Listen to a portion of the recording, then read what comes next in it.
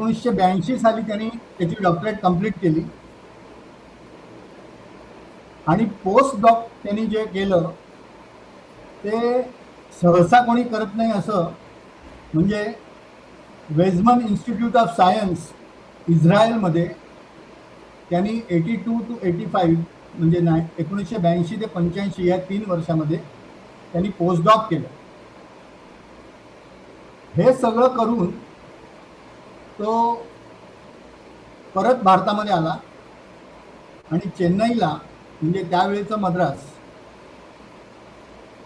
Indian IMSC म्हणजे Indian mathematical institute of mathematical sciences, institute of mathematical sciences, हे जे चेन्नईला जे इन्स्टिट्यूट आहे, अतिशय नावाजलेली आणि प्रख्यात इन्स्टिट्यूट आहे, तर त्या इन्स्टिट्यूटमध्ये त्यांनी फॅकल्टी म्हणून जॉईन झाला. तिकडे त्यांनी प्रोफेसर म्हणून शिकवण्याचं काम केलं. ते जवळजवळ त्याची याची कारकीर्द त्या IMSC मध्येच त्यांनी घालवली आणि 1987 साली तो जॉईन झाला आणि 2018 साली तो तिथून रिटायर झाला. आणि त्याच्या हाताखालून किती विद्यार्थी गेले असतील याची काही गणतीच नाही आहे, कारण जवळजवळ 13 आणि 18 31 वर्ष त्यांनी तिकडे प्राध्यापकी केली आणि रिटायर झाल्यानंतर 2019 पासून सुद्धा तो अजूनही तिकडे व्हिजिटिंग प्रोफेसर म्हणून कार्यरत आहे. सेम इन्स्टिट्यूटमध्ये व्हिजिटिंग प्रोफेसर म्हणून कार्यरत आहे.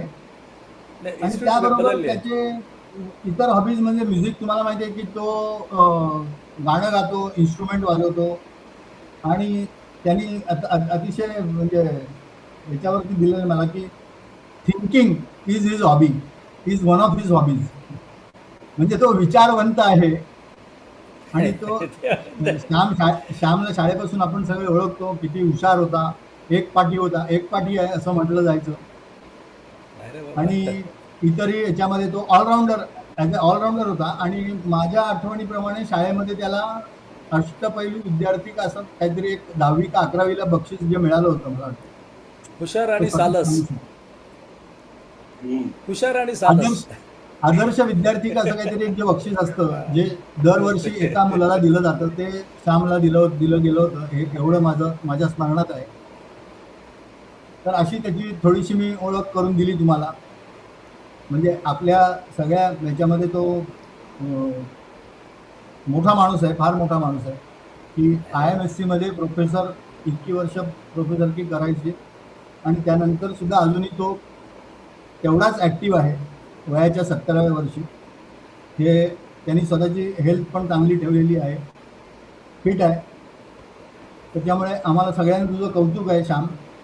आता याच्या पुढची सूत्र मी तुझ्याकडे सोपवतो. धन्यवाद. Thank you Milind for the kind words. बरं, आता तुझा आवाज थोडा मोठा कर श्याम. हां, नाही इथे मी केलेला आहे.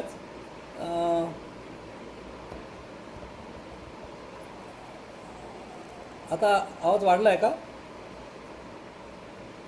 ठीक आहे मी येतं, ऐकायला येते. हां, कारण मी इथं वाढवलं की तुमचा आवाज जास्त येतो मला. ठीक आहे, ऐकायला येतं ना थोडंसं? नसेल तर सांगा मला फोन करून. नाही येत आहे. हां, ठीक आहे. तर आता मी शेअर करतो. मी स्क्रीन शेअर ॲप्लिकेशन केलेलं आहेच. I will go to the full screen. सुरुवात करायची म्हणजे याच्या आधी मी जेव्हा गेल्या वर्षी एका ठिकाणी स्टुडंट्सना याच विषयावर बोललो, याचं टायटल ठेवलं होतं मी की where am I and what time is it. तर मला इंट्रोड्यूस करताना त्यांनी सांगितलं की I am going to talk about where am I and what time is it. आणि त्या स्टुडंट लगेच सांगितलं I am here and it's 9 o'clock. अर्थात बरोबर आहे. त्यामुळे आपल्याला असा प्रश्न जनरली पडला, कधी झोपेत उठलं किंवा काही झालं आणि उठल्यानंतर आपण पहिल्या मनात विचार येतात की मी कुठे आहे आणि साधारण आत्ता वेळ काय आहे. आता आपण इथे आहोत आणि किती वाजले हे उत्तर अगदी सहजपणे देतो. आणि ते आपल्या वैयक्तिक संदर्भासाठी पुरेसं असतं. आपल्याला आणखीन गरज नसते त्या प्रश्नाच्या उत्तराची. पण हीच एक गोष्ट आपल्याला इतर कुणाला सांगायची असेल तर मग प्रश्न निर्माण होतात. कुठले प्रश्न निर्माण होतात? एक म्हणजे इथे म्हणजे नेमका कुठे? मी कुठे आहे, मी इथे म्हणण्याला दुसऱ्या माणसाला कळणार नाही. इथे म्हणजे कुठे? To will have to say something else. त्याला काहीतरी सांगायला लागेल, अमक्या ठिकाणी आहे किंवा एका जागेचं नाव आहे, काहीतरी सांगायला लागेल. आणि वेळेच्या बाबतीत म्हणालात किती वाजलेत, तर माझं घड्याळ आणि तुमचं घड्याळ बरोबर असेलच असं नाही आहे. की आपण गृहीत धरून चालतो की सकाळ झाली आपल्या दोघांची, आपण आता मीटिंगला बसतो 9:30ला ठरलं आहे वगैरे, हे घड्याळं जमली आहेत म्हणून आपण सांगू शकतो की आत्ता इतके इतके वाजलेत आणि त्या म्हणण्याला अर्थ आहे. पण हा अर्थ केव्हा येतो की जर तुमच्यामध्ये समन्वय झालेला असेल तर, if you have a common reference, तसा संदर्भ तुम्ही जर तयार केलात किंवा तयार झालेला असेल तरच या साध्या उत्तरांना अर्थ आहे. अदरवाईज एकटापुरता उत्तर पुरेसं आहे. मी हा प्रश्नसुद्धा आहे असं कारण नाही, कारण मी इथे आसपास बघू शकतो काय दिसतं ते आणि किती वाजल्या सूर्याकडे बघून कळू शकतं. तर हे संदर्भ जेव्हा आपल्याला वाढवायचे असतात आणि मोठ्या जास्त प्रमाणावर म्हणजे जिओग्राफिकली लार्ज एरियामध्ये जर बघायचं असेल तर त्यासाठी स्थळ आणि काळ निश्चिती, म्हणजे आपण कुठे आहोत एक्झॅक्टली आणि काय वेळ चालली आहे ह्याची बरोबर माहिती असणं, हे निश्चित करणं हे आवश्यक ठरतं. ते जर नसेल तर आपण इतरांना कम्युनिकेट करून सांगू शकत नाही की बाबा कुठे आहे मी किंवा तुम्ही कुठे आहात. त्याचे कन्व्हेन्शन्स जे लागतात those have to be establish and they have to be sufficiently clear. तर आज आपण याच्या विषयावर बोलणार आहोत की असा संदर्भ करण्यासाठी काय काय गोष्टी करायला लागतात, कुठल्या गोष्टींची आवश्यकता आहे आणि ते करताना आपल्याला निसर्गाचे नियम सोडून चालत नाही, त्यांच्याशी जुळवाजुळव करून घ्यायला लागते. आणि हे आपण ती जुळवाजुळव कशी करतो हे आपण एका उदाहरणाच्या संदर्भाने बघणार आहोत. So that is my plan. एक क्रेडिट्स आधी सांगून टाकतो विसरायच्या आधी, हे भाषांतर जे मराठीत आहे ते पूर्णपणे मी जेमिनीवरून केलेलं आहे. जस्ट फाईल अपलोड केल्यानंतर 2 मिनटात ते आलं सगळं बाहेर. खूप चांगलं नाही, मला काही बदल करायला लागले, पण इट इज गुड इनफ. आणि काही ठिकाणी जर बरोबर नसेल तर मी सांगू शकतो अर्थात. त्याच्यात काही फिगर्स पण आहेत, त्या फिगर्ससुद्धा मी आधी बसलो असतो करायला तर मला खूप वेळ लागला असता, पण त्याला जेमिनीला सांगितलं आणि पटापट करून दिलं. And they are much better than I will do a sketch. ठीक आहे, तर आपला जास्त पुढे इंट्रोडक्शन न करता, प्रस्तावना न करता आपण पुढे जाऊया. Let me now share the screen प्रेझेंटेशनला. दिसतंय आता? हो. फुल स्क्रीन दिसतंय पूर्ण? येस. ओके. तर स्थळ काळ वेळ निश्चिती हा आजचा टॉपिक आहे आणि आपण या उदाहरणानं जाणार आहोत की गुगल मॅप ऑलरेडी त्याचा उल्लेख केलेला आहे की आपण गुगल मॅप उघडल्यानंतर आपल्याला काय दिसतं. आपल्याला दिसतो पहिला एक सर्च बॉक्स दिसतो आणि तिकडे आपण सांगतो आपल्याला कुठे जायचं, जागेचा पत्ता किंवा काय रेफरन्स देतो. ते झाल्यावर लगेच आपल्याला ती जागा आणि आपण कुठे आहोत या दोन्ही गोष्टी आपल्याला त्या नकाशावर दिसतात. आणि ही गोष्ट कुठेही असेल, म्हणजे आपण चेन्नईला असू, मुंबईला असू, अमेरिकेत असू आणि कुठेही असो पृथ्वीवर, तरी same mechanism works and it's able to tell us आपण कुठे आहोत त्या मॅपवरती आणि आपल्याला जायचं आहे कुठे. आणि मग ॲडिशनली आपल्याला मग संभाव्य मार्ग कुठले आहेत, तुम्ही कुठल्या दिशेने गेलात तर लवकर पोचाल, ट्रॅफिक किती वगैरे वगैरे ॲडिशनल गोष्टी सांगतात. हे कुठेही असं घडू शकतं. तर प्रश्न असा आहे की त्यातला नकाशा मिळणं ही गोष्ट सोपी आहे. अनेक शतकं लोकांनी केलेले आहेत, त्याच्यात सर्वेक्षण करून वगैरे आपण नकाशा तर तयार करू शकतो. आणि ही माहिती जास्त बदलत नाही, म्हणजे काही वेळा अर्थात गोष्टी बदलतात, रस्ते दुरुस्त करतात वगैरे वगैरे, पण हे छोटे भाग सोडले तर सर्वसामान्यपणे नकाशे फारसे बदलत नाहीत रिलेटिव्हली. आणि मात्र आपण कुठे आहोत ही माहिती सारखी बदलत असते. It's a dynamic information which needs to be updated all the time.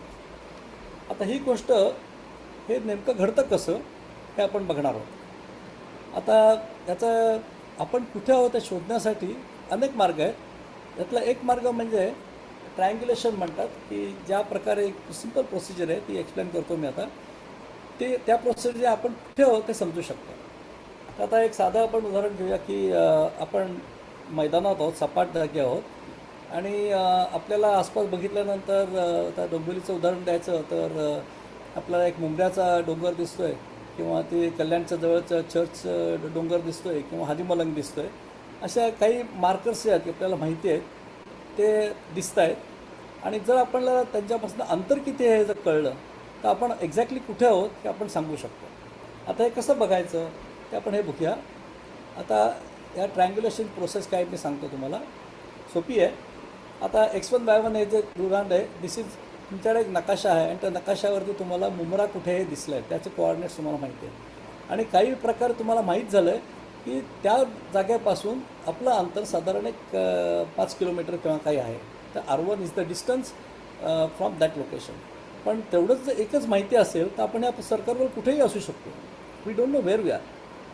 कारण यातला प्रत्येक पॉईंट असा आहे की त्या 5 किलोमीटर अंतरावर आहे त्या जागेपासून.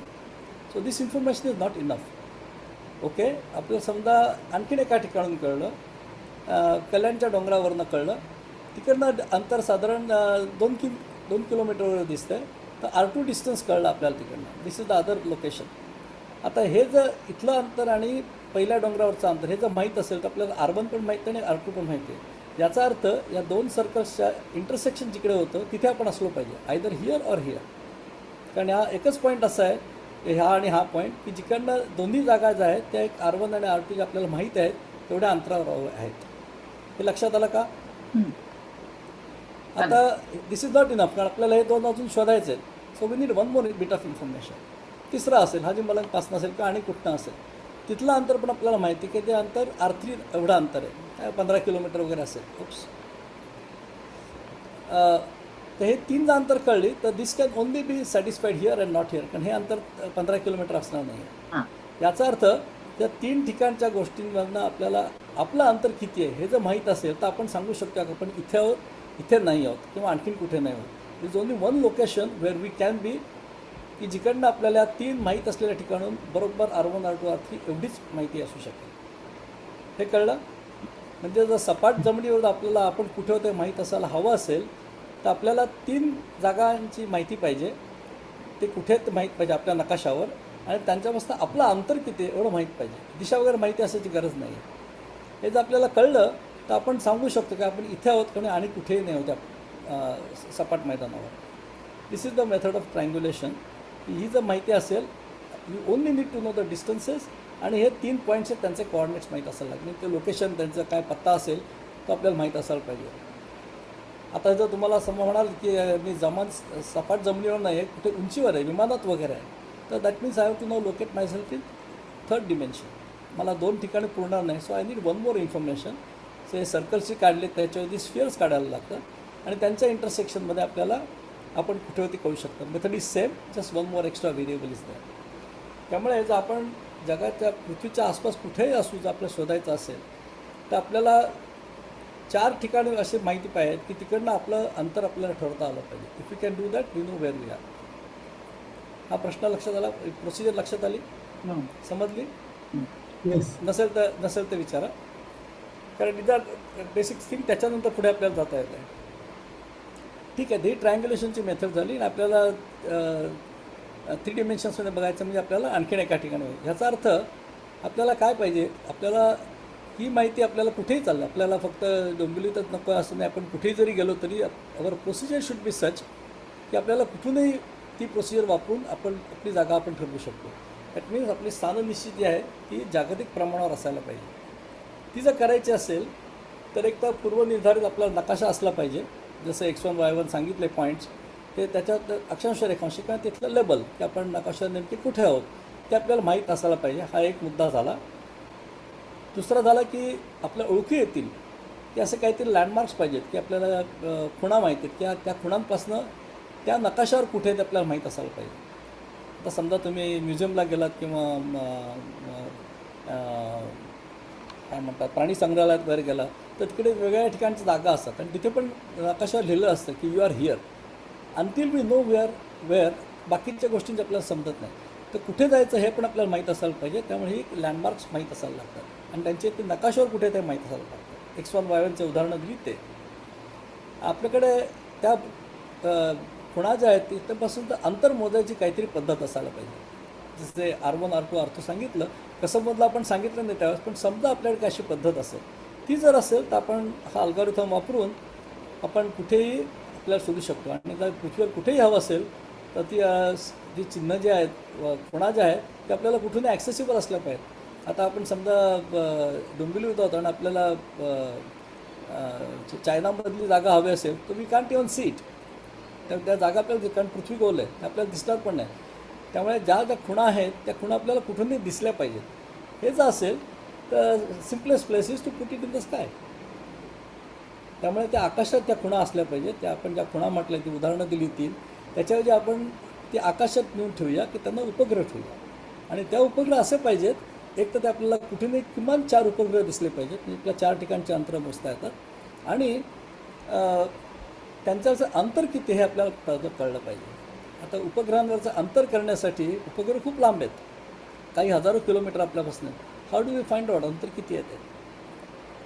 त्यासाठी आपण एकच करू शकतो की तिकडनं समजा तुम्ही प्रकाश पाठवलं, उजेड पाठवलं किंवा रेडिओ फ्रिक्वेन्सी पाठवलं, सिग्नल पाठवला, तर तिकडनं सुटल्यापासून आपल्याकडे येईपर्यंत किती वेळ लागला. हा जो लाईट ट्रॅव्हल टाईम जो आहे तो जर आपल्याला समजता आला तर we know the distance and take that time multiplied by speed of light की तुम्हाला अंतर कळतं किती किलोमीटर आहे. So you will know R1, R2, R3, R4. तुम्हाला जागा माहिती आहेत. You apply this method. तुम्हाला वैयक्तिकदृष्ट्या कॅल्क्युलेशन करायची गरज नाही आहे. Programs are there, you just feed the information, it will calculate. तर ह्या गोष्टी आपल्याला माहीत असेल तर we can find out wear we are. So this is one algorithm by which जगात कुठेही आपण असलो तर आपण कुठे आहोत या प्रश्नाचं उत्तर आपण सहजपणे देऊ शकतो. Is that clear? इथपर्यंत कळलं आहे? Yes. Okay, now let us go further. आता आपण एक एक प्रश्न एक एक मुद्दा घेऊया. प्रकाश प्रवासाची वेळ ओळखायची कशी? कारण सॅटेलाईट पण आपण काय टॉर्च लावून बघू शकत नाही किंवा लेझर लाईट पाठवून परत आपल्याकडून शोधू शकत नाही. We are not doing any of that. So how do you find it out? Is also very interesting. आणि ती मेथड अशी आहे, हा आकाशातला सॅटेलाईट आहे, पिवळा दाखवला आहे हा, आणि तो सारखा एक कुठलाही सॅटेलाईट दादा तो सारखा एक सिग्नल ट्रान्समिट करत राहतो. म्हणजे समजा त्याने उदाहरण द्यायचं तर गाण्याचं वगैरे समजा सारे जहाँ से अच्छा वगैरे असे काहीतरी रेकॉर्ड लावून ठेवलेली आहे. It is continuously playing that. Okay, तुमच्या मोबाईलमध्ये किंवा जो काही GPS डिव्हाइस असेल तिथे पण तेच गाणं आहे आणि त्याच रेटने चालू असतं. म्हणजे तुम्ही मोबाईल ऑन केला की ते गाणं सुरू होतं, GPS डिव्हाइस ऑन केला की. आता ते गाणं आहे, दिस इज द सिग्नल. ते गाणं तुमच्या मोबाईलवरनं चाललेलं आहे आणि mobile is also receiving signal from the satellite. तर हा सिग्नल सॅटेलाईटने पाठवलेला आहे हे गाणं, आणि आपल्याला मिळायला थोडा वेळ गेलेला आहे. ते लगेच येत नाही इन्स्टंटली, कारण अंतर आहे आणि प्रकाशाचा वेग फायनाईट आहे, त्यामुळे इट टेक्स लिटल टाईम. त्यामुळे गाणं जे आपल्याला ऐकायला येतं आणि आपण वाजवतो या दोनमध्ये फरक असतो. हा जो फरक आहे, दिस फरक is to be related to the time taken by light to come here. समजला? So shifting of the 2 songs, एक तर ऐकायला येतं बाहेरनं आणि सॅटेलाईटकडनं, आणि एक आपण वाजवतो ते, या दोघांमधलं अंतर किती शिफ्ट झालेलं आहे, ते कुठलं कडवं कधी सुरू झालं आहे त्यातली वेळ जर कळली आपल्याला तर that is the time that is taken by light to come. समजला? आता ते कळल्यानंतर multiply by speed of light आणि लगेच आपल्याला अंतर कळतं. पण याच्यात एक प्रश्न असा निर्माण होतो की सॅटेलाईट तर काय सारखं एक सिग्नल पाठवत असतो. आपण कधी मोबाईल ऑफ करतो, कधी ऑन करतो, सुरू करतो, आणि हे मला एकाच ठिकाणी चालणार नाही. समजा असं असेल तर मी समजेन की बा हे मॅच केलं, मी माझं मोबाईलमधलं म्युझिक ॲडजस्ट केलं सो दॅट डे कोइन्साईड. पण मला हे सगळ्यात कमीत कमी 4 सॅटेलाईट्सना करायचं आहे. प्रत्येक सॅटेलाईट आपापलं सिग्नल पाठवत असतो, तर स्वतःचं वेगळं गाणं पाठवत असतो, आणि माझ्याकडे त्या सगळ्या गाण्यांची नोंद आहे. So I have to find the difference between all 4 of that. पण हे करण्यासाठी एक आवश्यक आहे की सगळे सॅटेलाईट्स एकमेकांना जे सिग्नल्स पाठवत आहेत ते एकाच वेळी सुरू झालेले असले पाहिजे.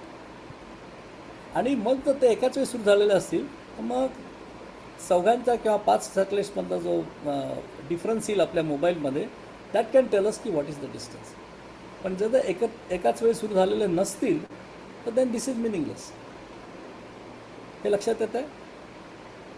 हा थोडा विचार करायला लागणारी गोष्ट आहे. कारण एकाच सॅटेलाईटमध्ये असेल तर सोपं आहे की समजा गाणं आहे तर आपण म्हणतो अरे थोडा आपण शिफ्ट करूया, गाणं आपण ॲडजस्ट करू शकतो.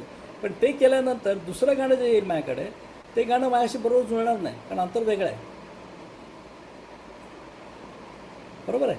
कारण दुसऱ्या सॅटेलाईटचं माझ्या मोबाईलपासूनचं अंतर ते वेगळ्या अंतरावर आहे, सेम अंतरावर नाही आहे, कारण त्या 2 सॅटेलाईट्समधलं अंतर वेगळं आहे. त्यामुळे that signal is going to be shifted. तसं तिसरा सॅटेलाईट, चौथा सॅटेलाईट, पाचवा सॅटेलाईट जे जे दिसतील ते प्रत्येकाचं शिफ्ट झालेलं असेल. So unless all of them transmit at the same time, whatever time it is, this difference has no meaning. It will be arbitrary. आणि ते जर आर्बिट्री असेल तर मग मला कळत नाही की अंतर किती आहे. सो व्हॉट इज इसेन्शियल की सगळ्या सॅटेलाईट्सनी ट्रान्समिट करायला सुरुवात करत असेल, that must be one same common time at which they transmit. ते जर असेल तर मी माझ्या मोबाईलमध्ये याचा डिफरन्स काढून ठरवू शकतो की माझा मोबाईल त्या सॅटेलाईट्सपासून किती अंतरावर आहे. सो इट इज इसेन्शियल की सिंक्रोनायझेशन असलं पाहिजे सगळ्या सॅटेलाईटचं एकमेकांशी. Is that point clear? या कारण ते जर नसेल त्या डिफरन्सला अर्थ नाही, कारण I can shift it by will. आणि जर शिफ्ट केलं आणि त्याला मल्टिप्लाय करता आय विल गेट आर्बिट्री अंतर. आर्बिट्री अंतर जर असेल तर त्याचा उपयोग काहीच नाही ना. So it's essential that all of them are synchronize. Okay, this is the crucial point. त्यामुळे सिंक्रोनायझेशनची गरज आहे, ते आम्हाला सांगितलं ते. आता सिंक्रोनायझेशन करायचं म्हणजे काय, तर प्रकाशाची वेळ निश्चित करण्यासाठी एक तर सगळे घड्याळ एकाच वेळी असले पाहिजेत, they should all show the same time so to say. आणि ती त्यांची टिकटिक जी चालू असेल ती एकाच गतीने असली पाहिजे. म्हणजे ते असं जाणार नाही एक घड्याळ जरा भरभर चाललं आहे दुसरा हळू चाललं आहे, कारण तसं जर झालं तर after some time they will be out of sync. आपण सकाळी भेटलो आणि लगेच दोघांची घड्याळं लावली, 9 वाजता केले, संध्याकाळी 5ला बसताना एकाचं घड्याळ जर हळू चालत असेल तर तो 4:30 वाजलेला असेल. खरं आहे. त्यामुळे घड्याळांची टिकटिक जी रेट जो आहे त्याचा तोही सारखाच असला पाहिजे. It must be exactly same. थोडा फरक असेल, बारीक चूक असेल तर that will be error, that can be corrected, पण by and large it should be same. त्यामुळे त्याची टिकटिक एकच असली पाहिजे गती, आणि ती स्थिर असली पाहिजे. म्हणजे आत्ता बरोबर चालले, जरा वेळाने थोडी बदलते, हे कधी होऊ शकेल. समजा तुमचं पेंडुलम क्लॉक वगैरे असेल, आता सकाळची हवा थंड आहे, संध्याकाळची दुपारची गरम आहे, त्याची लांबी जरा बदलते, लांबी थोडीशी बदलली की त्याचा पिरियड बदलतो की त्याची टिकटिक गती बदलते. कारण त्याची टिकटिक पण बदलता कामा नये, ती स्थिर असली पाहिजे आणि सगळ्या क्लॉकची टिकटिक सारखीच असली पाहिजे. So that two thing necessary. They must have same period at which they do, and the period must be stable.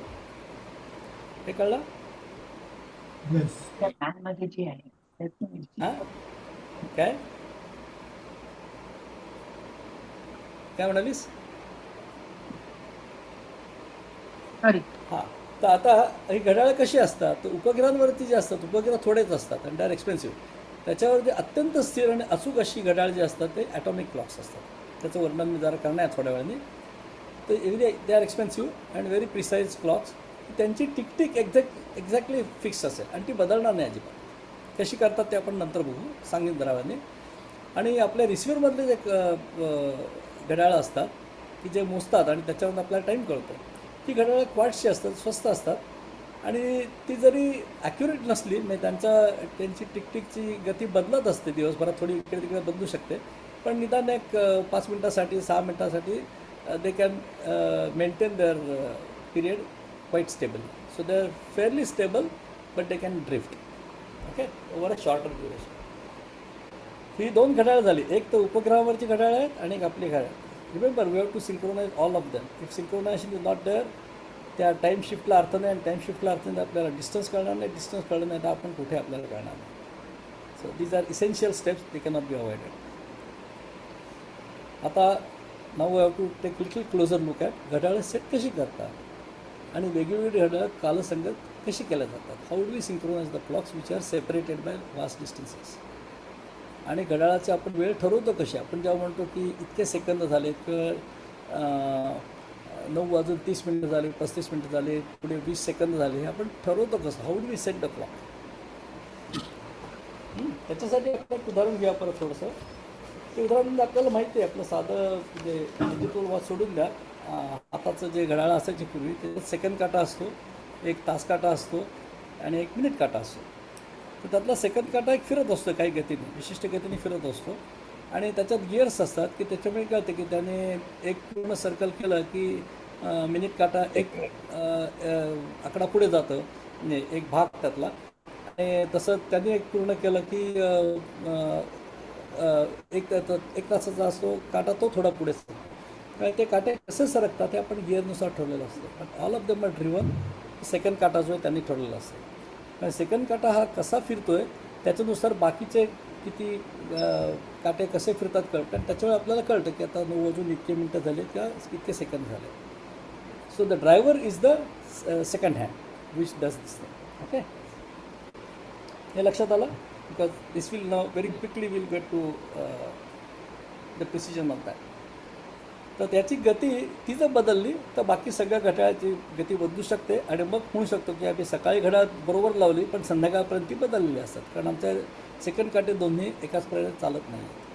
Okay, आता हे करण्यासाठी आपल्याला 2 गोष्टी तिकडे, एक तर सेकंड काटा व्यवस्थित फिरत राहायला पाहिजे आणि जी काही गिअर्स आपण लावलेली की ज्याने आपल्याला तास आणि मिनटं कळतायत ते should also have some specific relations. ते जर नसेल तर परत काटे इकडे तिकडे होते. Now this is to be extended to more sophisticated thing. म्हणजे कसं की आपण एन्श्युअर कसं करणं की सेकंड काटा जो आहे तो अचूक राहील आणि तो कायम एकाच प्रकारे टिकटिक करत राहील. त्याच्यासाठी we have to go to atomic clocks. Here is the picture which is generated by Gemini. त्याला मी सांगितलं की मला अमुक गोष्ट हवी आहे, त्याच्यासाठी खूप फॅन्सी पिक्चर नको आहे आणि अगदी सिम्पल स्केच पण नको आहे, जरा मीडियम साईजचं दे and it produce the diagram by itself. मी त्याला म्हटलं की did you download it from somewhere or did you construct it? नाही, it has a unit where it will find out how to assemble the, मी ज्याला request केली prompt पाठवला होता, how to use that, interpret it and generate a corresponding figure. तर म्हटलं मग ही figure copyright वगैरे आहे का? नाही म्हणे, गुगलने सांगितलं की AI जनरेटेड कुठली गोष्ट कॉपीराईट नाही आहे, so I can use it freely म्हणून हे सांगून ठेवतो आहे. आता हे झालं तर हा जो क्लॉक म्हणतो ॲटॉमिक क्लॉक, त्याला 2 भाग आहेत. एक भाग जो आहे हा इथला भाग आहे, ॲटॉमिक रेफरन्स म्हणता आहेत. This is the one which will decide what तुमचा सेकंड काटा कशा गतीने फिरतो आहे आणि that has to be maintain completely fixed. आणि ते झाल्यानंतर त्याचं ट्रान्सलेशन इंटू मिनिट आणि आवर्स याच्या करण्यासाठी दुसरी युनिट आहे की that is the quartz crystal unit असतं. त्यातनं आपल्याला शेवटी सांगतं की किती वाजले. आता ह्या 2 गोष्टींमधलं रिलेशन जे आहे त्याच्यात ही गोष्ट स्थिर कशी आहे, कारण this is defined by atomic transitions. इथे क्वांटम मेकॅनिक्सचा उपयोग होतो किंवा क्वांटम मेकॅनिक्सची गरज भासते की this is the only thing we know which can be so stable, कारण ॲटम खूप लहान असतो किंवा त्याच्यावर हवामानाचा किंवा इतर गोष्टींचा परिणाम करत नाही, because it's too small for that. So it will maintain its intrinsic properties as they are and it can maintain it for millions of years or so.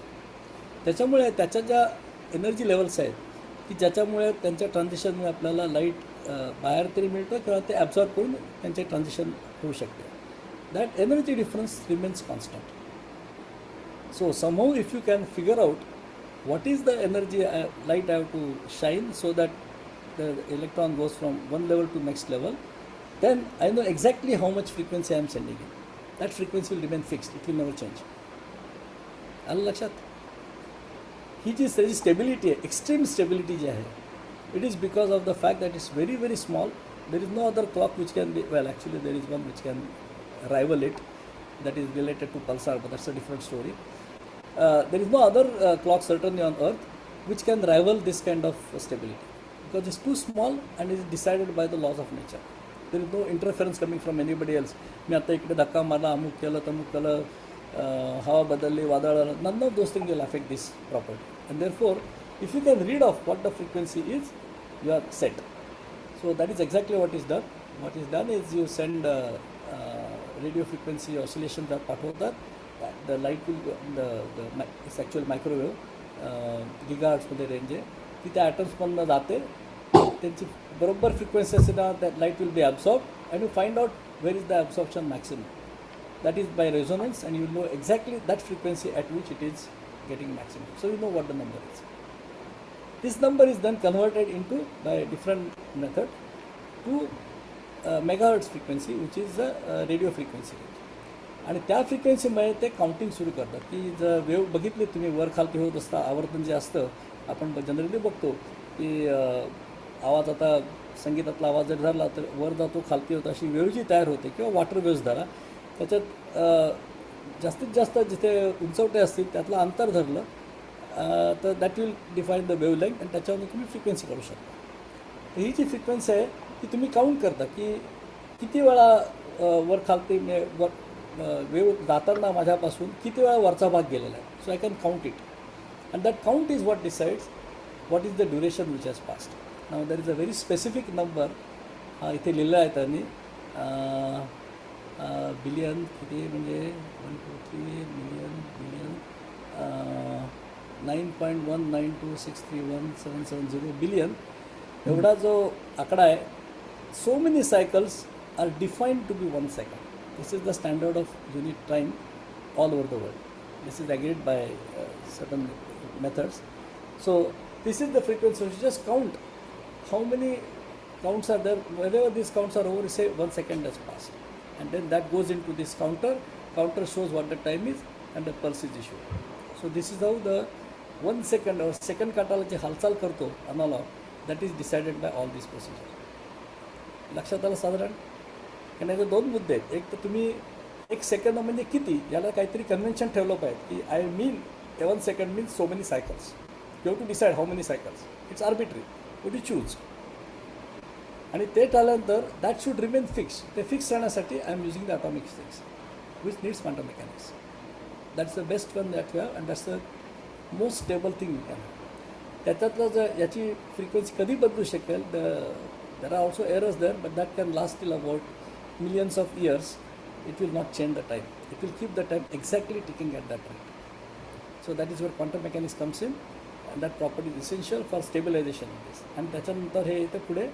This is how the your second is generated by the instrument. So एका लॅबमध्ये एक atomic clock आहे. तसे अनेक atomic clocks निरनिराळ्या ठिकाणी आहेत आणि त्या प्रत्येक ठिकाणून त्यांच्या मेजरमेंटनुसार ह्या आकडा सेकंड्सच्या पल्सेस बाहेर येत असतात. So is that clear. How we generate 1 second pulse is the method clear. The part which is coming from atomic physics is fixed.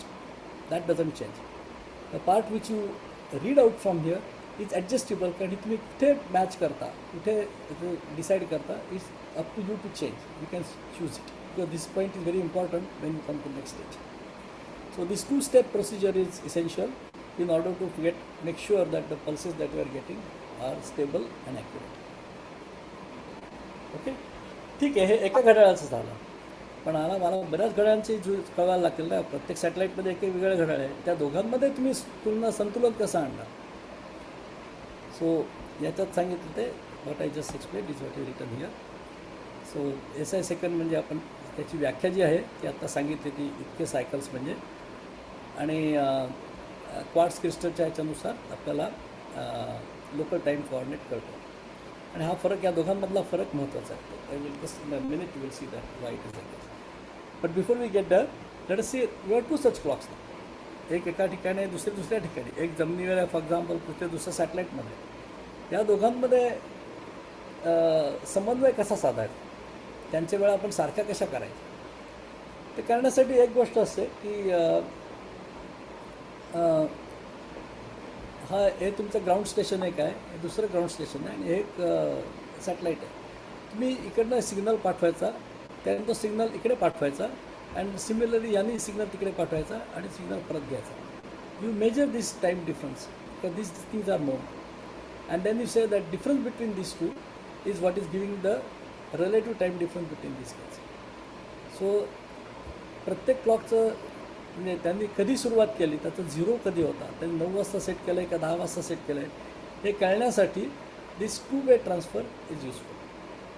Okay. तर ती कंपॅरिझन केल्यानंतर आपल्याला एवढं तरी कळू शकतं की बाबा सगळी घड्याळं आपापल्या गतीने बरोबर चाललेली आहेत. फक्त माझं घड्याळ सकाळी 9ला सुरू केलं मी आणि तुमचं घड्याळ तुम्ही 9:30ला सुरू केलं. पण now I know the difference is half an hour. So every time I read off I will just subtract that half an hour. So I know that offset by which I have to correct and that correction is fixed. That doesn't change. As long as the correction is known and fixed, there is no problem. Okay? हे समजलं.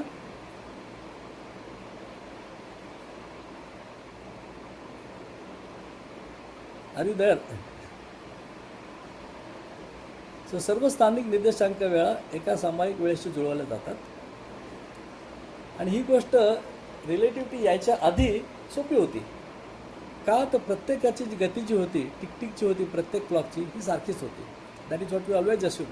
त्यामुळे आपण हे बदलत नाही की मी सकाळी बघितलं किती वाजले आहेत आणि तुम्ही विमानानं दुसरीकडे गेलात किती वाजले, आपण घड्याळ एकदा जुळवून ठेवली की जाताना तीच रस्तात. The time doesn't change, right. आणि पूर्वी म्हणजे बिफोर रिलेटिव्हिटी वॉज नेसेसरी, त्याच्या आधी जेव्हा फॉर एक्झाम्पल मरीन क्लॉक्स जेव्हा असायचे, लोक बोटीवरनं वगैरे जायचे, तर ते घड्याळ कसे ठरवायचे. तर एक घड्याळ जे स्टँडर्ड ठरलेलं असेल, फॉर एक्झाम्पल ग्रीनिच मीन टाईमच्या इकडे ग्रीनिच ऑब्झर्वेटरीमध्ये you have one fix clock, you take another clock and set it there together. आणि त्या क्लॉकची घड्याळ सारखी असल्यामुळे they will tick at the same rate. आणि ते एक दुसरं घड्याळ आहे तुम्ही फिजिकली घेऊन जा, तुम्ही तुमच्या गाडीने घेऊन जा, मग शेवटी बोटीवर ठेवा, it will keep ticking at the same rate. So you have match the time exactly with the greenish time. That one reference is fixed.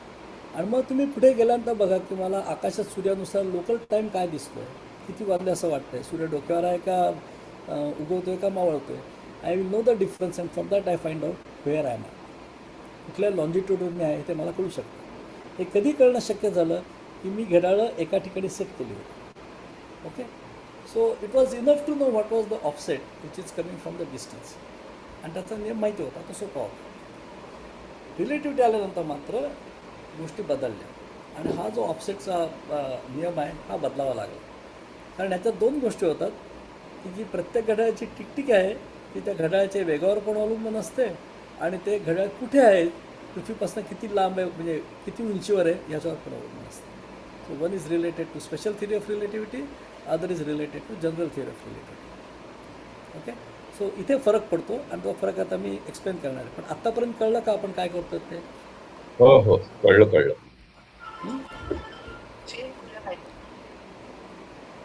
Okay, तर आता आपण पुढे सरूया.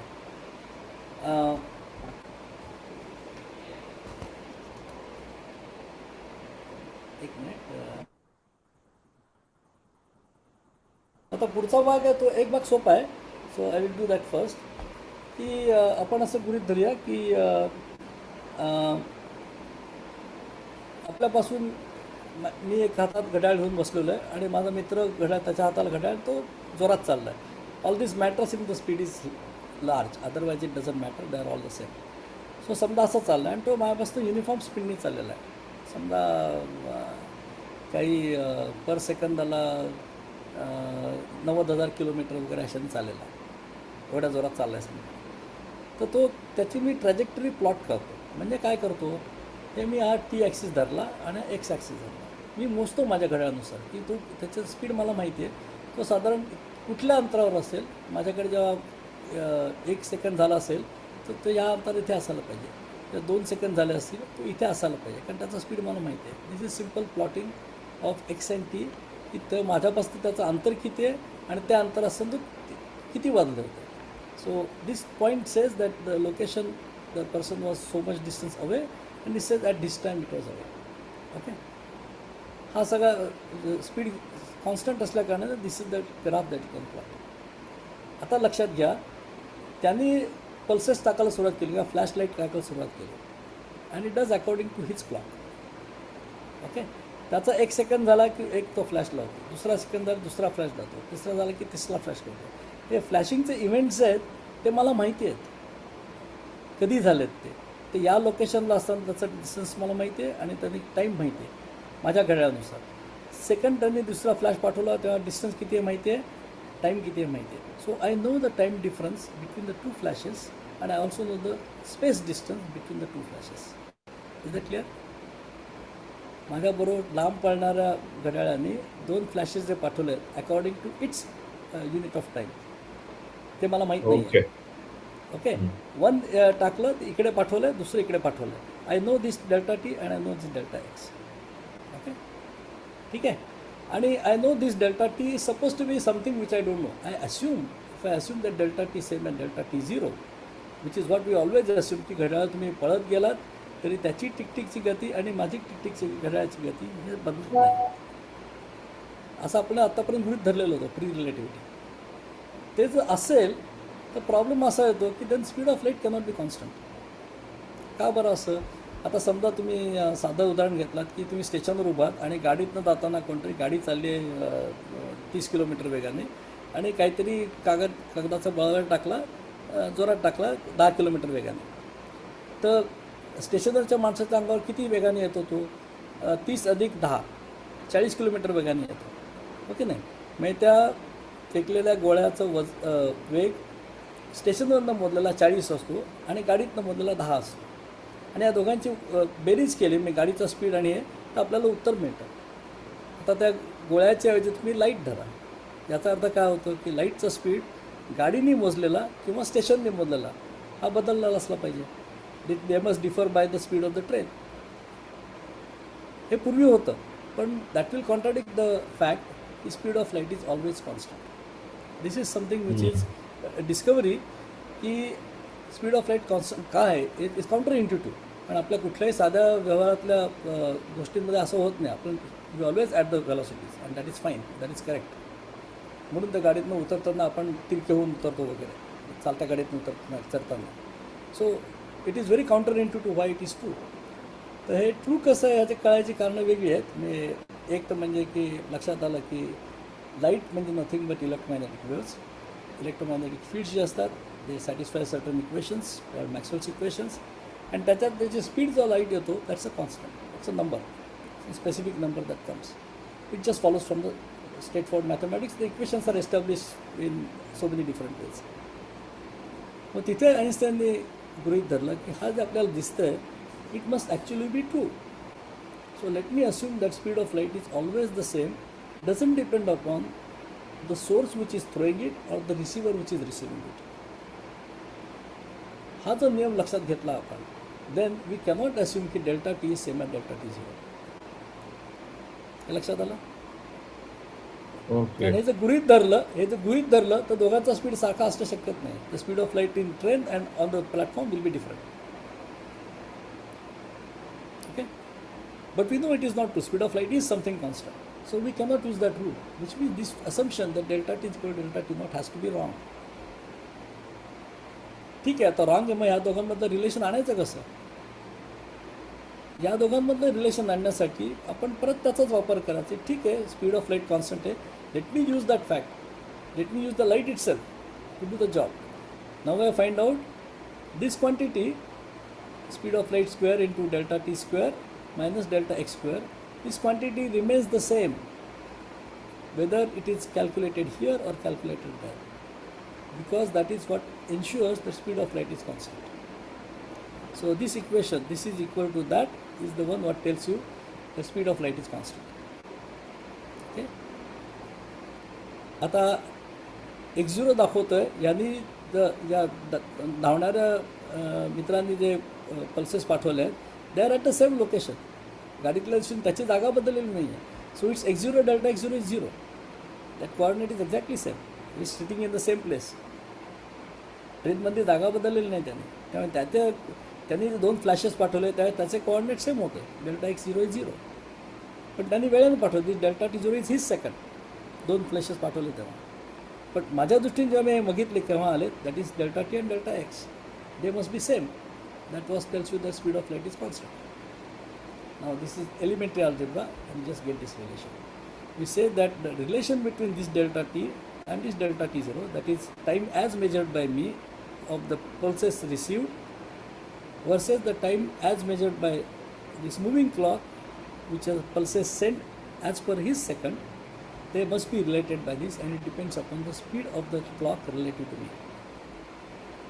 Okay, the specific formula is algebra is simple, पण हा आकडा जो आहे हा 1 मायनस समथिंग आहे. So this is larger than this quantity smaller than 1.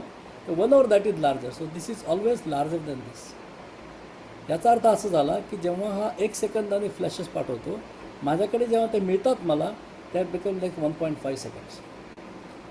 So I will conclude की धावणारं घड्याळ माझ्या घड्याळापेक्षा हळू चाललं आहे. And when he says I have 1 second has elapsed, I say no, 1.5 seconds have elapsed. Okay, depending upon what the speed is. That means moving clock is slowing down relative to me. आलं लक्षात? delta t0 is the time at the two flashes are sent as per 1 second unit of the moving clock. त्या माणसाने धावताना गाडीतल्या माणसाने 2 flash पाठवले, त्याचं एक second झाल्यानंतर मला जेव्हा मिळाले ते दोन्ही, तेव्हा किती वेळ गेला माझ्या घड्याळात? डेल्टा टी वेळ गेलेला. आणि या दोघांमध्ये रिलेशन हे असं आहे. आणि हे असं का आहे? Because speed of light is constant. Okay, so that leads to the conclusion की गतिमान घड्याळे मंद चालतात. त्यामुळे घड्याळ जर प्रवासात असेल आणि वेगाने जात असेल तर त्याचा टिकटिकचा रेट बदलतो. आता आपल्याला असं म्हणता येईल लगेच, अरे पण आपल्याला असं कधीच आयुष्यात व्यवहारात असं कधीच दिसत नाही, हे खरं कशावरनं? कारण साधं आहे, आपलं व्ही आणि सी धरा, आपण कुठली स्पीड धरतो साधारण? आपलं जास्तीत जास्त म्हणजे फास्टेस्ट स्पीड आपण अनुभवलेला असतो तो जास्तीत जास्त विमानाचा असेल. Okay, which is about say 700-800 kilometres per hour. आणि लाईटचा स्पीड किती आहे? 3,00,000 kilometre per second. So ratio of this is per second लाईटचा 3,00,000 किलोमीटर पर सेकंड. म्हणजे त्याला 3600 गुणामध्ये जेवढा आकडा येईल तेवढं पर आवर त्याचं स्पीड आहे. आणि विमानाचा स्पीड जेमतेम 700-800 किलोमीटर पर आवर आहे. So the ratio of this is very very small. So it is 1 minus say 0.0001. So this is almost same as 1. If it is almost same as 1, delta t is same as delta t0, which matches our equation. Okay. Okay. So the reason we don't see this deviation is because the speeds with which we deal with so far are very small compared to speed of light. However, when that is not the case, आणि यातला फरक काय असेल, you can mathematically find out this is 1 plus little bit plus little bit plus little bit असे corrections वाढत जातात. This factor can be expanded like that, which means it is delta t0 plus small correction plus आणखीन small correction. किती correction हवी that depends upon how accurately you can, how finely you can resolve the time difference. जसं शर्यतींमध्ये हल्ली पूर्वी 1 सेकंदाचा difference चालू शकेल किंवा 0.1 सेकंडचा असू शकेल. आता 0.01 सेकंडचं तुम्ही बघता की कोण जिंकलं आहे शर्यतीत. So your resolution of distinguishing between 2 runners has increase. It is finer and finer. That means now you have to take into account the difference between this two, which is finer and finer. And that is exactly what happens when you talk about satellite speeds at this way. Okay, so हे clock जे असेल, this is the satellite, this clock is on earth, the difference between them is something fixed. Is that clear? Okay. म्हणजे आपल्याला जे आपण जे आधी खरं वाटत होतो, that's only an approximation. The exact relation is this. Why? Because अप्रॉक्सिमेशनमध्ये आपण म्हणू शकत होतो की speed of light can constant असायची गरज नाही आहे, पण actually speed of light constant आहे आणि त्याच्यामुळे हे असं असायलाच पाहिजे. आणि त्याच्यामुळे या दोनमध्ये इक्वेशनमध्ये फरक आहे. This is only an approximation equation that we have. That's the insight that one gets as a consequence of the fact the speed of light is same. ह्याला लक्षात. पण नाऊ वी नो की सॅटेलाईटमधला क्लॉक आणि पृथ्वीवरचा clock यांच्यामध्ये फरक आहे. We know what the speed of satellite is. Also remember it is speed, it doesn't depend upon direction, it depends on the magnitude of the speed. तुम्ही कुठल्या दिशेला त्या गतीने चालला तर महत्त्वाचं नाही आहे, काय गतीने चाललं तेवढंच महत्त्वाचं आहे.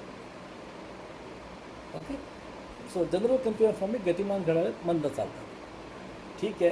This is Einstein special theory of relativity which started by saying की हे मला कसं माहिती की मी तर म्हटलं की 2 सेपरेट गोष्टी एकाच वेळी घडल्या आहेत, सायमल्टेनियस आहेत.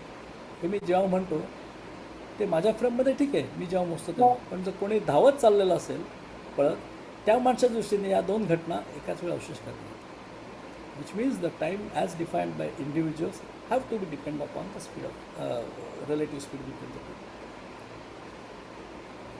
आणि त्याचं कारण काय आहे? Fact of nature is speed of light is constant. If you just take that, rest of it follows quite elementary logic. Okay. आणि हे खरं आहे का? त्या नुसत्याच्या कवी कल्पना आहेत. तर रॉसी आणि हॉल यांनी 1941 साली एक्सपेरिमेंट्स केले. त्याच्यावरनं बघितलं त्यांनी की कॉस्मिक रेजमधनं जे म्युऑन्स येतात, न्यू पार्टिकल्स असतात विशिष्ट प्रकारचे, ते डिके इन सर्टन टाईम, 2.2 मायक्रोसेकंडमध्ये ते डिके होतात. म्हणजे त्यांचे समजा 1 मिलियन म्युऑन्स आले तर 2.5 मायक्रोसेकंडमध्ये त्याचे निम्मे होतील. आणि आणखीन 2.5 सेकंड आणखीन निम्मे होते. असं तऱ्हेने ते कमी कमी होत जातात.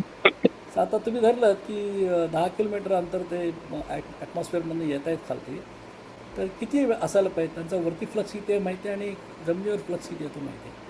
त्यातलं तर अंतर बघितलं तुम्ही तर it has to use this law, otherwise you cannot explain why you see so many nuance on the surface, at the sea level. So this has been verified many times, first in 1941, but now of course routinely in particle accelerators it is measured. So this fact is established now. Okay, so this is one factor we have to take into account in our synchronization problem. Remember, we got into this because we want to synchronize. We want to synchronize because we want to find out the distance. But distance depends on light and speed of light is constant. That property cannot be ignored. Here is the second one. Now this is something which is second principle, second fact of nature, and that is equivalence principle, again found by Einstein in 1907. He suddenly realized that uniformly accelerate झालेलं कोणी असेल आणि field of gravity they are identical. तर दोन्ही म्हणजे gravity आपल्याला दिसतं की ॲपल खालती पडतं आहे किंवा तुम्ही त्या ॲपलबरोबर ओके एक लिफ्ट आहे, त्या लिफ्टमधनं तुम्ही लिफ्टने खालती पडते आणि लिफ्टबरोबर ॲपल पण खालती पडते. तर लिफ्टच्या दृष्टीने बघितलं तर ॲपल हलत नाही आहे कुठे, पण दोघे पृथ्वीवरनं बघितलं तर दोघे खालती सारख्याच गतीने येत आहे. सो आणि लिफ्टमधला माणूस काय म्हणेल, मग अरे ॲपल काय खालती पडत आहे, देर इज नो ग्रॅव्हिटी. पृथ्वीवरचा माणूस काय म्हणेल, अरे ग्रॅव्हिटी आहे म्हणून दोघे खालती पडतात. पण पृथ्वी त्या लिफ्टच्या दृष्टीने ॲक्सेलरेट झालेली आहे. So uniform acceleration same as gravity. This is the equivalence principle. watered down version of this, simpler version of this, is what Einstein realized, and he said that was the happiest thought of his life. This was 1907. Then he started finding out, oh, if that is the case, then what happens if I send the लिफ्टच्या वरती तुम्ही समजा light flash पाठवलात एका विशिष्ट फ्रिक्वेन्सीने आणि लिफ्टवरती चाललेलं आहे. So it is moving upward आणि तुम्ही खालती इकडं रिसीव्ह करता. तर वरनं इकडनं फ्लॅश सोडला आहे आणि खालती रिसीव्ह करता. इकडनं जेव्हा फ्लॅश सुटतो तेव्हा त्याची काही फ्रिक्वेन्सी असते आणि त्या फ्रिक्वेन्सीमध्ये त्याची काही एनर्जी असते आणि तो खालती येतो तेव्हा त्याची this floor is moving up because this accelerated is moving constantly together and this. Now when you see that when source comes towards you, the frequency of the source changes. आपण गाडीने बघतो, गाडी जर आपल्या जवळ येत असेल, आपल्या दिशेला येत असेल आणि हॉर्न वाजत असेल तर ते आपल्याला हॉर्न कर्कश वाटतं असतं, त्याची श्रील वाटतं. दॅट इज डॉपलर इफेक्ट, की आपल्या जवळ येणाऱ्या गोष्टीची फ्रिक्वेन्सी वाढलेली असते आणि आपल्यापासून लांब येणाऱ्या गोष्टीची फ्रिक्वेन्सी कमी झालेली असते. हे आपण अनुभवलं असतं. ते आपण we have seen this in front of presence of for sound, but exactly same logic works for light. पण लाईटची जेव्हा फ्रिक्वेन्सी बदलते तेव्हा त्याची एनर्जी बदलते. That's again quantum mechanics. Quantum mechanics is that if light of frequency F, its energy correspond to H times F. This is the rule again of quantum mechanics. But because the Doppler frequency shift is there, the energy is same. Where has the energy come and gone? The change is exactly related to the gravitational potential. जेव्हा आपण एखाद्या जिन्यावर मजल्यावरनं खालती पाणी टाकतो बादलीतनं, ते पाणी किंवा पाऊस पडतो, जेव्हा जर पाण्याचे थेंब खालती येतात ते जोरात येतात. ते जोरात काय येतात, त्यांनी गती कुठली मिळते, कारण ते जेव्हा उंचावर असतात तेव्हा त्यांच्यात ग्रॅव्हिटेशनल एनर्जी असते. and that energy get transferred as they come down, they lose gravitational energy and that energy is transferred into their kinetic motion and the speed, आणि म्हणून ते खालती जोरात पडतात. Simple energy conservation. Same logic applies now to light, कारण त्याची पण energy बदलते. आणि कशी बदलते, the energy difference exactly same as the difference between gravitational potential which depends on the height through which it has follow. Okay, so you get a formula from there की आता frequency बदलली तर 1/, frequency the time. So the time period that you will measure by the frequency is related by delta tau floor is equal to delta tau ceiling. म्हणजे सिलिंगमधनं जेव्हा निघालं तेव्हा किती होतं आणि जमिनीवर पोचलं तेव्हा किती होतं, it is related bye exactly this factor. The delta five is the gravitational potential difference. Okay, आणि याचा इम्प्लिकेशन असं आहे, again this factor is always small. So the implication is that जेव्हा वस्तू गुरुत्वाकर्षणाच्या केंद्राच्या जवळ येतात तेव्हा ती घड्याळं संथ होतात. That is coming from this formula. जसं आपण this is not as simple as explaining the other one, but not very difficult either. पण again this is saying that we have no reason to a priori assume की उंचावर असलेलं घड्याळ आणि जमिनीवरचं घड्याळ यांची टिक सारखीच चालली. We have no reason to assume that. We assume it conveniently. म्हणून आपण वरच्या बिल्डिंगवरती बघितलं तरी लिफ्टनी वर खालती करताना आपण we don't bother to change our clock because again the difference is very very very small. Again, this is something small divided by c square, speed of light. Speed of light is very large. And that is why these differences don't matter in the daily experience. But if you measure it, and you can, then you indeed see that there is a difference like this.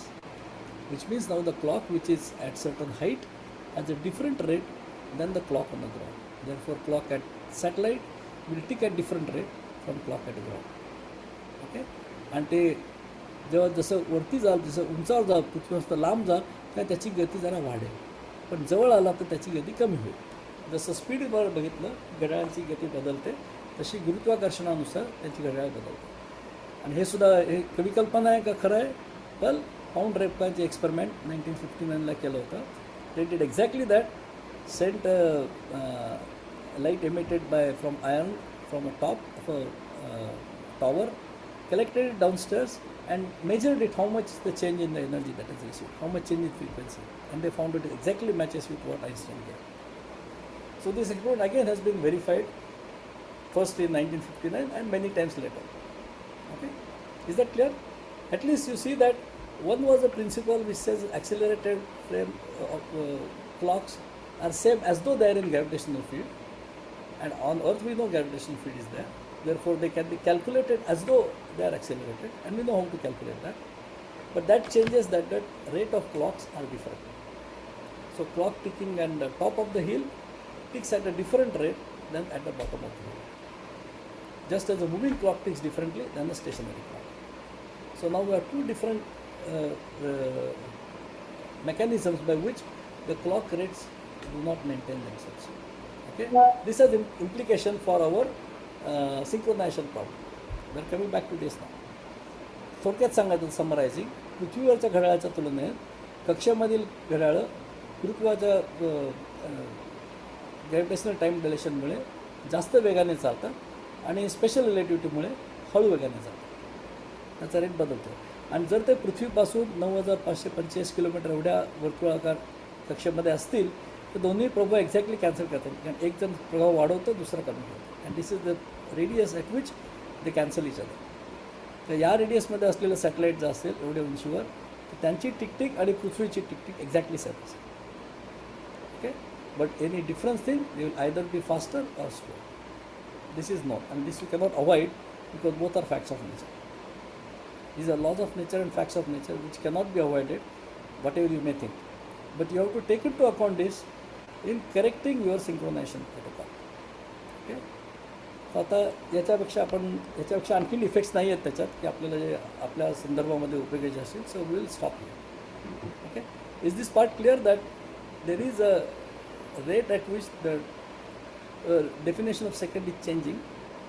Definition of second in terms of the atomic thing remains the same, because whether the atom is in satellite or on Earth, it does exactly same transition, it gives exactly the same frequency. So definition of second remains the same. But when you compare the clock there and clock on Earth, ते नंतर जे आकडे बघतो आपण second फेजमधल्या quartz क्रिस्टलने दिलेले आकडे, ते आकडे मात्र बदललेले असतात. ओके, सो ते बदलण्याचे असतात. And we know how much the changing. If you know what is the orbit, how far it is, how fast it is moving, we know exactly how much is the change. So we have to correct for that. That is all that the net result is that we have to correct for that. Okay, so much for घड्याळाच्या गती कशा टिकटिक बदलतात वगैरे वगैरे. आता आपण directly उदाहरणाकडे येऊ की खरंच GPS कसं चालतं. Here is your first GPS. आतापर्यंत कळलं का साधारण काय म्हटलं मी ते? थोडंसं इन्व्हॉल्व आहे, जसं थोडंसं इन्व्हॉल्व आहे, कारण म्हणजे लॉजिक जायला लागतं, पण त्यातल्या स्टेप्स सोपे आहेत, एकदम लक्षात येणार नाही. पण if you go word slowly will follow it. It's not, you have to accept some facts and rest of it simple consequence. Okay okay okay, so that is the main thing. आता let's take come back to the actual GPS thing. So here is the first ठीक आहे विकिपीडियामधून काढलेली माहिती. आता आपल्याला conceptual आता नवीन काही आपल्याला धक्के नाही आहेत. All these are known thing now it's partly engineering and actual application. Conceptual things are over. Okay, so now it is somewhat easier part, more detail but easier. So पहिलं जे ग्लोबल पोझिशनिंग सिस्टीम निघाली that is American one. It's called Navstar, navigation satellite timing and ranging global positioning system. त्याचं abbreviation आहे ते Navstar GPS म्हणून. आणि this was it is made up of constellation of 24 उपग्रह आहेत ज्या लागतात. आणि पृथ्वीच्या केंद्रापासून जाण्यात 6 पातळी प्लेन्समध्ये त्यांचे ऑर्बिट्स आहेत. त्यातले प्रत्येक प्लेन म्हणजे पृथ्वी धरली तर त्याला तुम्ही 6 प्लेन्स असे कट करा. प्रत्येक प्लेनमध्ये 4-4 उपग्रह आहेत आणि ते विषुववृत्ताशी 55 अंशाचा कोण करतो. मी चित्र काढत दाखवत नाही कारण ते इट इज बिट कॉम्प्लिकेटेड. विकिपीडियामध्ये तुम्हाला ते चित्र पण दिसेल आणि you can also see how they move. So I cannot animate that here. It's much easier to see there. But point is that 24 satellites they are grouped in to each plane they will be 4 of them 1, 2, 3, 4. आणि एक plain असं आहे, दुसरं असं आहे, तिसरं असं आहे, असे 6 प्लेन्स आहेत. ओके, आणि हे सगळे 4 उपग्रह 90 अंशाच्या अंतरावर आहेत. This is the arrangement by which orbits are selected. आणि ही अरेंजमेंट अशी आहे की पृथ्वीच्या कुठल्याही ठिकाणून आपल्याला कमीत कमी 5 उपग्रह असू शकतात. आपल्याला 4 सफिशियंट आहेत लोकेशनसाठी, पण 5 ठेवले. समजा एखादा चालला नाही किंवा काही कारणाने गडबड झाली, दुरुस्त झाला नसेल, मेसेज आला म्हणजे त्याच्याकडनं सिग्नल आला नाही, मनमोर इज अवेलेबल. ओके, आणि यांच्या कक्षा वर्तुळाकार आहेत आणि त्याची साधारण पृथ्वीपासून 26,600 किलोमीटर अंतर आहे त्यांचं. आपल्याला जे जिओ स्टेशनरी सॅटेलाईट्स म्हणतो की ज्यांनी आपल्या डोक्यावर कायम राहतात ते विषुववृत्तावर, ते साधारण 40,000 किलोमीटर असतात. ते 26,000 किलोमीटर आहेत आणि त्यामुळे पृथ्वीवरती फेरा मारायला त्यांना 12 तास पुरतात, 11 तास 58 मिनिटं. आता ह्या ऑर्बिटमध्ये त्याचा स्पीड आहे आपल्याला माहिती आहे आणि त्याची उंची पण माहिती आहे. So both corrections that we just talked about are available. So special relativistic correction, current is moving, so speed is moving, clock slows down. It loses time by 7.2 microseconds per day. Okay, आणि ते gravitational उंचीवर असल्या कारणाने it accelerates, I mean it increases the speed by 45.8 microseconds per day. So या दोघांच्या तुलनेने यातनं 7.2 वजा करा. That much is the change which is taking place every day. So if you don't take into account these corrections, your synchronization is off. आणि सुरुवातीला असं म्हणजे फॅक्ट आहे की जेव्हा त्यांनी पहिले उपग्रह सोडले आकाशात GPS सिस्टीममधले अराउंड 1978, तेव्हा ते बोलले नाही this is too small, general relativity can be ignored, but they kept it possible that you can change it. आणि पाठवले सॅटेलाईट क्लॉक्स पाठवले आकाशात and they for within 2 weeks the synchronisation was lost. So then they realized, no, these corrections have to be taken into account. They are individually small. कारण एका दिवसात साधारण 14,000 second असतात. This is microsecond, 10⁻⁶. So this is very small compared to the change that happens in per day. But over a period of 3 weeks or 2 weeks, there is enough change that your accuracy is gone. Okay, आणखीन काय आहे? आता उपग्रह काय करतात तर ते सारखे ट्रान्समिट करतात. आपण मगाशी बघितलं की ते त्याचा सिग्नल जो असतो तो पाठवतात, तो आपल्या मोबाईलमध्ये येतो. सिग्नलमध्ये काय काय असतं, साईज किती दिला आहे, काय असतं त्याच्यात काय काय माहिती सांगतात. ते पहिलं सांगतात की I am satellite number so and so. Then I know my mobile device knows I have to play the song number 1. Satellite number 2 I have to play song number 2. ती कक्षा कुठे आहे म्हणजे कक्षेत आता मी कुठे आहे हे पण मला माहीत नाही. रिमेंबर आपण ते पहिले जे लँडमार्क्स बघितले त्याच्यात आपल्याला त्या लँडमार्क्सची लोकेशन माहीत असायला लागते मॅपमध्ये. तसं सॅटेलाईट कुठे आहे नुसतंच किती अंतरावर पण नाही तर एक्झॅक्टली कुठे आहे पण माहीत असायला लागतं. त्याचं नसेल तर त्याचं अंतर कळणार नाही. We need that right.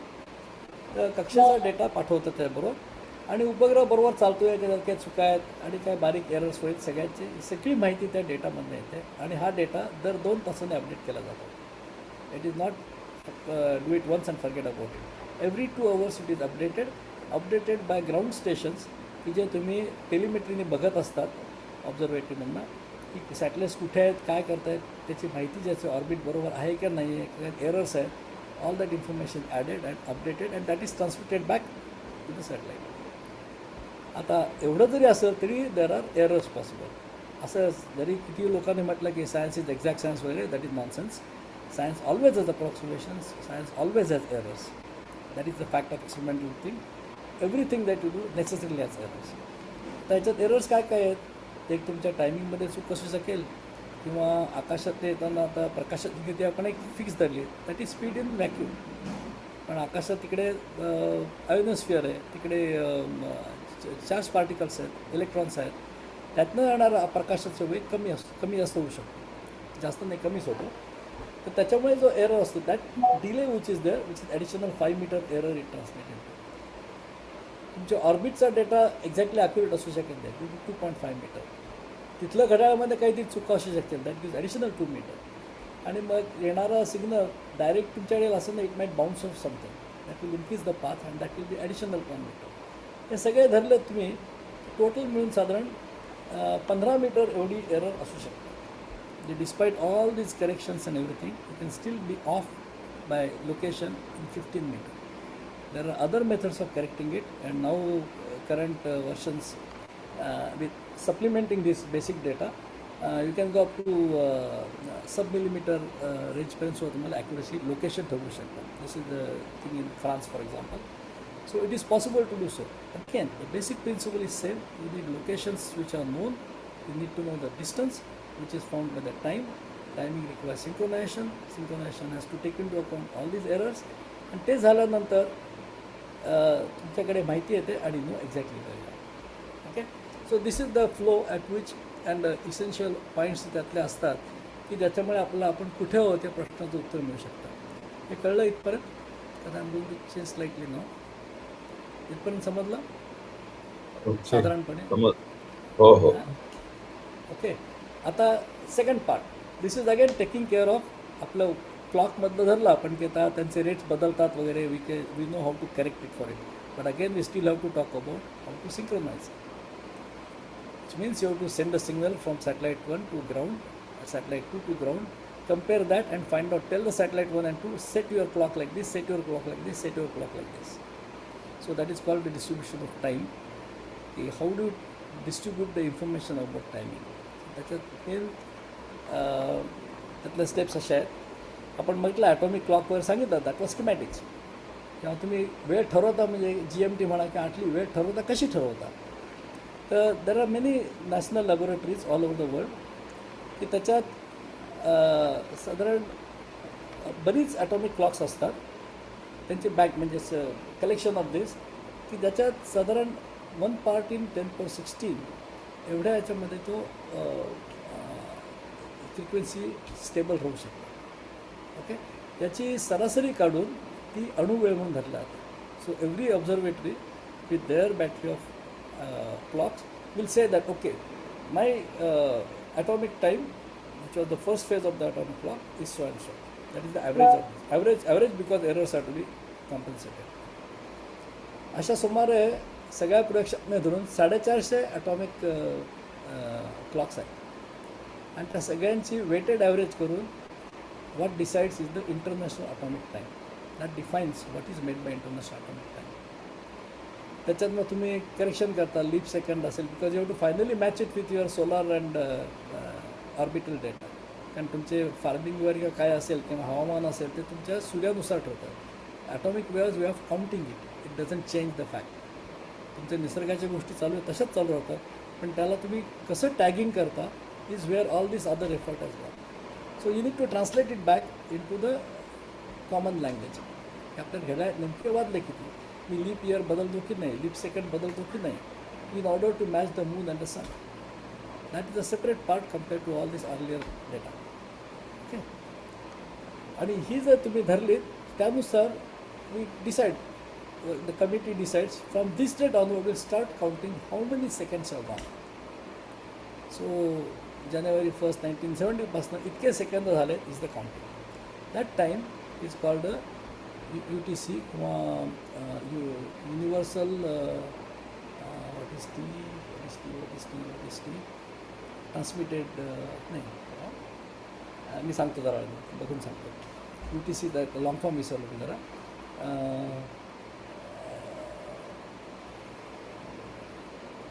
Coordinated universal coordinated time or something. I forget momentarily. So हा जो टाईम ठरला एकदा की this is now transmitted through radio signals किंवा वायरलेस वायर टेलिफोन नेटवर्क किंवा microwave mobile towers, internet query etcetera etcetera. आता मूळ स्टेशनपासून प्रसारित केलेला आणि प्राप्त करणाऱ्या स्टेशन येणाऱ्या मोबाईल टॉवरमध्ये काही वेळ असतो. तो वेळ किती आहे तो कसा कळतो? वी नो द GPS लोकेशन, we know the distance, and therefore we know how much time difference is there. Okay, so we can correct for that. So now we know हा जो डिले आहे तो परत वजा करा आणि that time is transmitted to the next tower. तर आपलं लोकल रिसिव्हर जेव्हा येतो की आपल्याला इंटरनेटकडनं येईल किंवा आपल्या जवळच्या मोबाईल टॉवरमधनं येईल, that tower receive signal from somewhere else, corrects it and tells us that this is the time. So when you ask the what time is now on the internet or something, what you get is the all the corrected time. So स्थानिक receiver आपला mobile असेल तो data आला की त्यातलं internal clock आहे तर reset करतो and that's how the time is synchronize. So practical synchronization happens through this complicated protocol or maybe steps, multi-step protocol I should say. Okay, आता ही सगळी गडबड दंगामस्ती करायची काय गरज आहे का हा प्रश्न अर्थात येऊ शकतो. आता मी इंग्रजीमध्ये टायटल देताना म्हणतो why this Kolaveri. Kolaveri was the, you might have heard some of you, की ते पूर्वी एक तमिळ गाणं एकदम पॉप्युलर झालं होतं, वाय दिस कोलावरी. हां, तर त्या कोलावरीचा अर्थ असा होता की कशाला झंझट करायची एवढी जीवनात, enjoy dance, enjoy life, why bother all this. तर त्याचा रेफरन्स म्हणून मी म्हटलं की या सगळ्या गोष्टींची गरज काय आहे. तर आता ही गरज कुठे लागते हे बघूया आपण. एक तर नॅव्हिगेशनसाठी लागते, तिकडनं आपण सुरुवात केली आहे, विषयाला सुरुवात तिकडनं केली आपण. दुसरं म्हणजे मोबाईल रिसोर्सेस असतील तुमचे,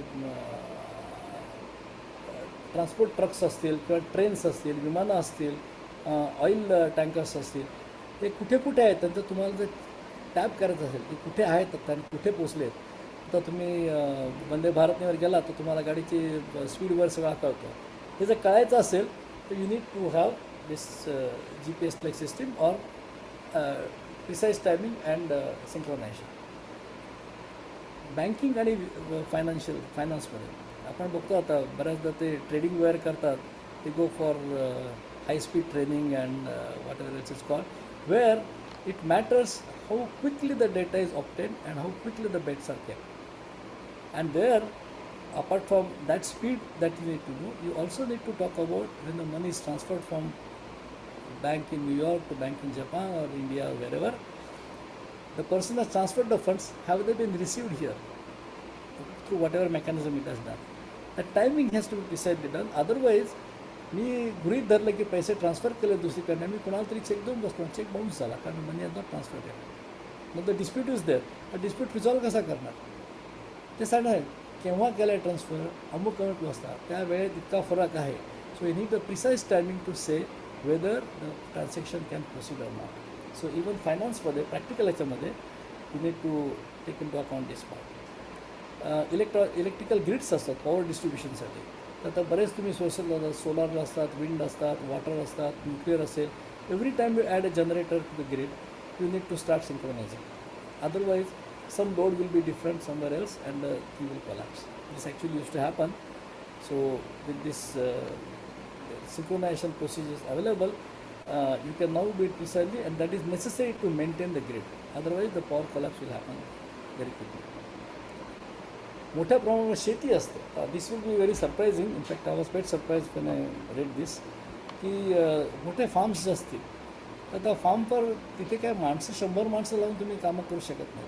इट इज टू बिग. म्हणजे the largest farm which is for dairy farm, त्याची साधारण एरिया त्याचा 22 मिलियन एकर किंवा साधारण 10 मिलियन हेक्टर एवढा आहे. 1 हेक्टर म्हणजे 100 मीटर गुणिले 100 मीटर किंवा 1.0 किलोमीटर बाय 1.0 किलोमीटर म्हणजे 1/100 इतके स्क्वेअर किलोमीटर. तर आता मिलियन जर असतील, 10 मिलियन हेक्टर जर असेल तर त्याला 100ने भागा, म्हणजे 10 मिलियन म्हणजे 10चा 7वा घात, 100 म्हणजे 10चा 5, म्हणजे साधारण 1 लाख स्क्वेअर किलोमीटर एवढे प्रमाणे त्याचं. 1 लाख स्क्वेअर किलोमीटर म्हणजे साधारण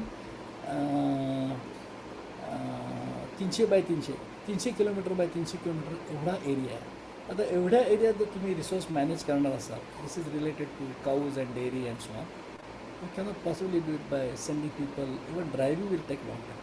you need to have systems in place which tells you where things are what and you can attend to it quickly. तर त्यांना प्राणी असतील, त्यांना पाणी द्यायचं असेल, खायची वेळ असेल, शेतीला क्रॉप फार्मिंग वगैरे असेल तर पाणी कधी द्यायचं, किती द्यायचं, किंवा काही गडबड झाली तर क्विकली रिस्पॉन्स कसं द्यायचा, all that long distance things you want to manage, you need to have the synchronisation.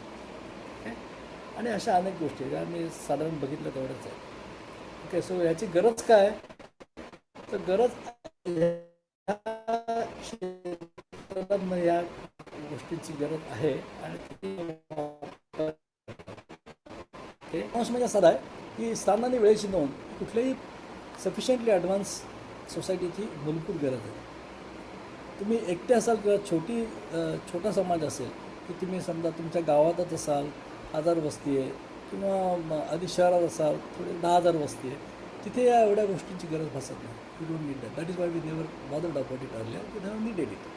पण आता जेव्हा समाज जास्त मोठा होतो, माणसं वाढतात, ते जिओग्राफिकल रेंज त्यांची बदलते, त्यांच्या गरजा वाढतात, तेव्हा स्थान आणि वेळेची नोंद ह्या गोष्टी महत्त्वाच्या ठरतात. ते आर नेसेसरी फॉर दॅट. आणि त्याची उदाहरणे मी दिली. आता कुठल्या कुठल्या ठिकाणी त्याचा उपयोग करायला लागतो ती उदाहरणं दिली आता. जशी जशी संस्कृती मोठी आणि गुंतागुंतीची होते, म्हणजे variety changes, the number of activities that will changes, तशी तशी या गरजांमध्ये अधिक अचूकताला आणायला लागतं.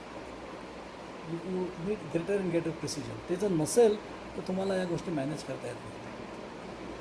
आणि हे करत असताना जेव्हा तुम्ही अचूकता वाढवायला लागतात तेव्हा आपल्याला निसर्गाच्या सटल गोष्टींवरती काय प्रॉपर्टीज आहेत त्या बघायला लागतात. We can no longer ignore that. We cannot assume that speed of light is infinite, it is finite. We cannot assume की तुमचं क्लॉक किंवा स्टेबल असू शकणार नाही, because there is nothing like atom. We can't assume that. We have those properties, they have to be taken in account. आणि 20व्या शतकातल्या 2 महत्त्वाच्या क्रांती ज्या आहेत, नेहमी सापेक्षतावाद, special theory and general theory, आणि क्वांटम थिअरी, या दोन्ही गोष्टींचा उपयोग या बेसिक फीचरमध्ये कसा आहे हे मी आपण या चर्चेत बघितलं की या गरजा पूर्ण करण्यासाठी या दोन्ही गोष्टींची गरज स्पष्टपणे दिसून येते. Simplest example we can see both features coming in. Okay. With this I will थांबतो आता. So thank you for your attention. आणि आता काही थोडे प्रश्न असतील तर बोलू का नंतर बोलायचं? नंतर बोलू. हा, मला एक बेसिक प्रश्न आहे श्याम. जरूर. हां, जरूर. हा, आता सपोज मी घरात बसून टीव्हीवरती क्रिकेटची मॅच बघतोय. ओके. हां हां. तर तिथे जे दिसतंय, सपोज विकेट पडली एखाद्याची, तर ते तिथे दिसतं ते, आणि मोबाईलवर दिसतं. ह्याच्या वेळेमध्ये फरक असतो. मोबाईलवरती ते आधी दिसतं आणि टीव्हीवरती नंतर दिसतं. हां. कारण त्याच्या ट्रान्समिशनमध्ये फरक आहे की तर मोबाईलमध्ये कदाचित ते टॉवर्समध्ये येत असतील, कदाचित सॅटेलाईटमधनं टॉवर्समध्ये आणि टॉवर्समधनं तुझ्याकडे असे येत असेल. आणि टी व्हीचं आहे त्याचं different set of satellite and the frequencies are different. So they will have the inherent speed of light जो असेल किंवा इलेक्ट्रोमॅग्नेटिक वेव्हचा असेल, that will be slightly different. That is one thing. Secondly, the way the signal is processed in your TV or versus in a mobile, that will introduce its own errors and own delays, and that is why the time delay is there. कारण काही वेळा आता T व्हीला आपण बघतो की in fact T V sometimes dish जर तुमची बरोबर नसेल तर इफ इट स्लाइटली चेंजेस किंवा पाऊस आला वगैरे, suddenly you lose the transmission because it using signal carrier waves such that they are affected by these effects. Whereas mobile thing come by cable, which might be coming after main satellite to big stations, it will come by cables elsewhere. Internet cable, for example, they go underground. Transatlantic cables were connected. So much of it will go by cables. Their transmission and losses are different. So the delay will come because of that. Okay. Cam, you can दुसरा एक stop sharing now. You can दुसरा एक stop प्रश्न sharing. होता. हां, या okay. नाही, कदाचित रेफरन्स करायला लावा तर म्हणून ठेवलं, बाकी काही नाही. हां, ठीक आहे, हरकत नाही. दुसरा I एक can प्रश्न stop होता sharing. हां. की आता वेगवेगळे जे कलर्स आहेत लाईट मधले, त्यांची वेव्हलेंथ वेगवेगळी असते. येस. स्टील सपोज लाल कलरचा लाईट चालू झाला आणि ब्लू कलरचा चालू झाला, they travel at the same speed. Speed. Yes. Speed is the same. Okay. what changes is the relation between speed and frequency is through wavelength. So wavelength आणि frequency यांचा product is the speed. So जेव्हा तुम्ही म्हणता की wavelength बदलते त्याची frequency पण बदलते, but speed remains constant. This happens under normal म्हणजे व्हॅक्यूममध्ये धरलंच किंवा त्याला नॉर्मल मीडियम्स म्हणतो आपण तिथे. काही मीडियम्स असे असतात की this is not true. Okay, this property changes, but that depends on the medium. आता कदाचित प्लाझ्मा असू शकेल किंवा कदाचित ग्लास असेल, तर काही ठिकाणी त्याचा म्हणून तुम्हाला ग्लासेसमध्ये वक्रीभवन दिसतं, थोडंसं डिस्पर्शन दिसतं. कदाचित वेवलेंथ जे असेल त्याचा स्पीड पण त्या वेवलेंथवर डिपेंडंट असतो, and therefore it डिस्पर्सेस. So dispersion जे तुम्ही बघता is because of that. So it is not the statement that it's independent of this is true mostly for vacuum or more or less air, but anything more dense or something is not true. So what I said, speed of light constant, it statement refers to vacuum, and good approximation which is air. Hello. बोल. See, if somebody moves at the speed of light, for him the time remains constant. Sorry? If somebody moves at the speed of light, Yes. time stands still. No, that person's local frame will remain the same. First of all, there are caveats. एक तर तुम्ही पहिल्यांदा 0 speed of light तुम्ही जाऊ शकणार नाही. That's one thing. It's physically not possible because you will get too heavy. The energy needed to accelerate to that is not possible. But let us say momentarily say समजा तुम्ही तसेच जन्मास आलात, speed of लाईटमध्येच आहात. Okay, तर then you cannot communicate back to the speed, lower speed. Okay, because you cannot slow down. You must either remain exactly at speed of light or below speed of light or above speed of light. Okay, But so I'm that not is saying not exactly, but about nearby, slightly lesser. हां. मग काय परत सांग प्रश्न. परत प्रश्न विचार. There's simple speed, almost you are reaching near the speed of light, not exactly the same light. या ठीक आहे. हां, But तर वेळ कमी होईल. हां, सो still नाही तर त्या ज्या व्यक्ती समजा माझ्या तुलने my reference you are moving at the speed very close to speed of light, your heart will beat at the same rate. It will not know that you are moving at high speed. That is relative to me you are moving. But समजा तू तुझ्या हार्टबीटनुसार signals पाठवलेस मला, किंवा प्रत्येक हार्टबीटला एक signal tick tick tick पाठवलं, तर माझ्यापर्यंत जेव्हा पोचतील त्याला खूप वेळ लागलेला असेल. म्हणून तसं म्हणते ट्विन पॅराडॉक्स म्हणतात की दोन्ही आयडेंटिकल ट्विन्स समजा निघाले आणि ते गेले पुढे, एक जण धावत गेला आणि दुसरा घरीच राहिला. आता एकाच्या दृष्टीने दुसरा फिरतोय. So let's assume that one stays and other goes, and let's assume that somehow he comes back, because to come back you have to accelerate, but there is a way to handle that. So that person त्याचा clock हळू चाललेला आहे. दोन्ही केसेसमध्ये same time limit असेल ना.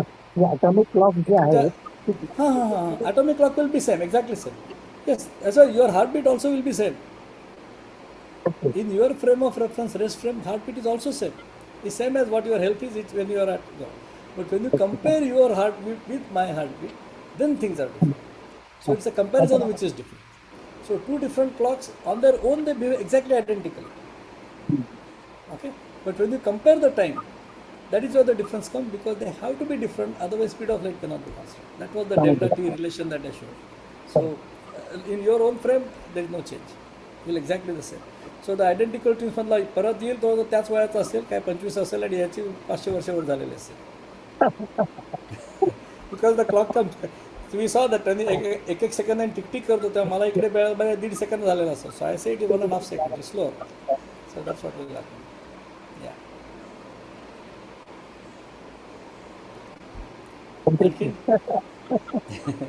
but these are facts. I mean, they look very counterintuitive, obviously, because we don't experience such speeds and so on. But they are there, and these examples are such की आणि examples असे आहेत की they are revealed. You cannot ignore them. They are manifest. But when gravitational waves त्याच्यामध्ये आलं होतं, they are extremely high level of gravitational forces. म्हणजे आपण जे नॉर्मल कंडिशन्समध्ये तर एवढ्या फिजिकल होत नाही ना. gravitational waves बद्दल मध्ये जे चालवतं की ठेवतं are you able to hear me? नाही मध्ये आवाज हे होतोय, कट करतोय, म्हणजे अर्धवट ऐकायला येते. ग्रॅव्हिटेशनल वेव्हच कळलं, पण पुढे काय बोललास कळलं नाही. ग्रॅव्हिटी फील्डमध्ये नसल्यामुळे एवढा तो फरक जाणवत नाही आपल्याला ना. म्हणजे बेसिकली ते 80% जे इफेक्ट आहे टेम्परेचर हा लेवल ऑफ ग्रॅव्हिटीला मोस्ट विजिबल होतात असं मी म्हणतो. हां. सो आता पृथ्वीवर आपल्याला दिसतं हे. आता दुसरं एक्सपेरिमेंट आहे की स्पिन प्रिसिशन म्हणतात, की जे भोवरे ठेवलेत आणि ते पृथ्वीभोवती फिरत असतील तर भोवऱ्यांचा ॲक्सिस बदलत राहील. That's also an effect which is predicted by general theory of relativity. That has also been verified.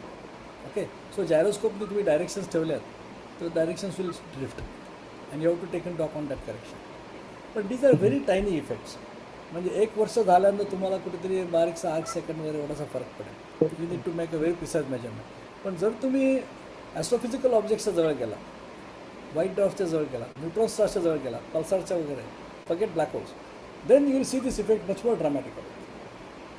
Bending of light will come very strongly. That's how the images which are the images of black holes that you see, which are reconstructed, there it bends so much that it actually goes around it and then comes. So there the effects are very strong because gravity is very, very strong. आपली gravity 10 meters per second square एवढाच आपला आहे. There it will go to millions of seconds. So it is much, much stronger. There the thing will be really relevant. Here it is approximation is there. But the corrections A can be calculated, B can be actually measured. So the main thing is that की आपण जे बघतो, जे सर्वसामान्यपणे अनुभवाला येईल ते खरं असतंच असं नाही. They're all approximations. आणि त्याची अप्रॉक्सिमेशन किती आणि कसं आहे कळण्यासाठी you have to reach that level of precision before you see it and then it is visible.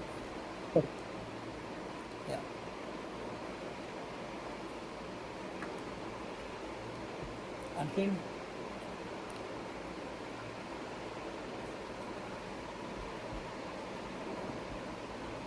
मोठं प्रॉब्लेम. काही प्रश्न आहेत का? हा थोडा विषय थोडा म्हणजे जरी मूलभूत प्रश्न आर्ग्युमेंट छोटी असली तरी it's a little longer chain of logic. So it might be little heavy but strip down as much as I could just to get to just the essential points and not anything more, because there are many more details but they are not relevant. Essential points are exactly the ones that I mentioned, and I try to convince that why those are necessary for the problem that one is addressing and then how it is addressed. So if you just get that message, that is good enough. The rest of it is you will need to go over it and think about it if you are interested and inclined, but it is not something that you can quickly instantly understand. And I had to struggle many times going through this to convince myself that this argument is correct and there is no loophole and things like that. So it's a bit longish. चांगलं simplify केलं. We enjoy. स्वतः हा topic जरा complicated आहे actually. Time आणि space बद्दल म्हणजे location GPS सिस्टीम्सच्या मॅथमॅटिक्स बिहाइंड इट काय काय आहे ते जरा म्हणजे I was also not so much aware. जरी थोडंसं मला नॉलेज होतं but you really explained it very nicely. That we must agree that तू खूप याचा डिटेलमध्ये अभ्यास केलेला आहेस या सगळ्या गोष्टींचा आणि you presented it also sir nicely. म्हणजे मला वाटतं बहुतेकांना ऍटलीस्ट थोडं तरी समजलं असेल. म्हणजे आय एम नॉट शुअर की प्रत्येक डिटेल्स करायला you go over it, you will recall it and you will remember it suddenly, which is understandable. And if you go over it, you will recall what the logic is. म्हणजे आता current ज्या environment मध्ये या जीपीएसचा importance and location fixing ते फारच मत आणि जिथे Wars going on everywhere you can understand the importance of location determination you know. आणि ते म्हणजे फारच महत्वाची गोष्ट आहे ही. Not only that, people talk about GPS spoofing. You modify the signal, so you confuse the signal, then your accuracy goes. That is another warfare. I mean, it's another warfare, exactly. So you need to know the technology. की त्याच्यावर काय आहे कशा प्रकारे तुम्ही conquer करू शकता किंवा मॅनिप्युलेट करू शकता. आयदर वे करायला पाहिजे. आणि दुसरं म्हणजे आणि याच्या मी गेल्या वेळेस जसं म्हटलं की पहिल्या टॉकमध्ये बोलताना मी टायटल दिलं होतं की where am I and what time is it. This was deliberate in that sense. The next question will be who am I. Okay. And for that obviously right सगळ्यांनाच प्रश्न पडतो. And rough answer which I will try to argue sometime will be large language model. नंतर presentation करायला पाहिजे. Sometimes, not now, of course. Sometimes when I understand it well enough, then yes. But that's where my inclinations are. बाकी कुणाला काही म्हणजे any specific comments from members काही आहेत? नाही, बरंच चांगलं सर्वसाधारण लोकांना समजेल अशा भाषेत समजावण्याचा प्रयत्न केला. किती लोकांना त्याला समजलं एवढंच म्हणतो. बरोबर आहे. प्रयत्न स्तुत्य होता. मी प्रश्न विचारणार नाही आणि उत्तरं पण अपेक्षित नाही आहेत. एक्झाम घेतली तर काय समजतं? नाही. अरे अशी एक्झाम मी स्टुडंट्सना दिली, आमच्या रेग्युलर स्टुडंटना, even they will not be able to get it. Okay. So the point is not that. The main messaging is I mean, if one gets that, that is good enough. What you see is not always what is there. That is one. It is revealed when you start asking questions with greater and greater precision. If you don't ask precision question, you won't get this. As simple as that. That's why people never bothered about it. And they were not fools, but they didn't know. They didn't need it. They were not instruments to do that. Same is true when you talk about any other technology, medical technology. कुठली याच्यात नाही. The precision is what drives it to say that you need to know the laws at higher level. At deeper levels, you can't ignore it. So that is the message. And secondly, how do you do that? Yes absolutely. नाही, आणि सॅटेलाइटच्या systems मध्ये time मेजरमेंटचा जे काही issue आहे तो खूप चांगला explain केला. म्हणजे आणि I was not so much aware about it की मी एवढा त्याच्यामध्ये इश्यू असू शकेल हे मलाही माहिती नव्हतं. आणि when I went through your presentation I new की दिस इज व्हेरी इम्पॉर्टंट. म्हणजे त्याच्यामधला जो फायनल आस्पेक्ट आहे तो डिफरन्स तो फारच महत्वाचा आहे ऍक्च्युली. आणि दुसरं म्हणजे असं आहे की इवन मला तयारी करताना एवढं सोपं दिसत नव्हतं की कॉमन फ्रेम ऑफ रेफरन्स काय आहे की ज्याच्याशी इतरांनी मॅच करायला पाहिजे. Even this notion single clock you understand. How do you coordinate different clocks? What are you coordinating with? How do you define that? That's a non trivial thing. It's not. त्याच्यासाठी मग तुम्हाला माहीत असायला लागते घड्याळ actual चालतात कशी, काय करतात, कुठे बदलतात वगैरे वगैरे. So it gets involve. The logic is elementary step is simple but it's a long chain. It's like चेसमध्ये तुम्हाला 4-5 मूव पुढे जायला लागते त्या टाईपचं थोडं. You need to keep track of that. But otherwise each move is well define. Okay. I hope wind up now. Okay. Thank you. Thank you Shyam. Thank you very much for your patience. I didn't see your faces because I was the full screen, so I didn't see any of you. So in between, I was just assuming you're there. चांगलं मजा आली. म्हणजे सगळ्यांना जेवढं कळलं तेवढं चांगलं आहे. About complexity of this whole thing, आणि ते महत्वाचं आहे ते. ओके. सो आपण दमलो असू सगळे, ते झोपायला हरकत नाही. धन्यवाद. Thank you very much. Stop recording. Most welcome.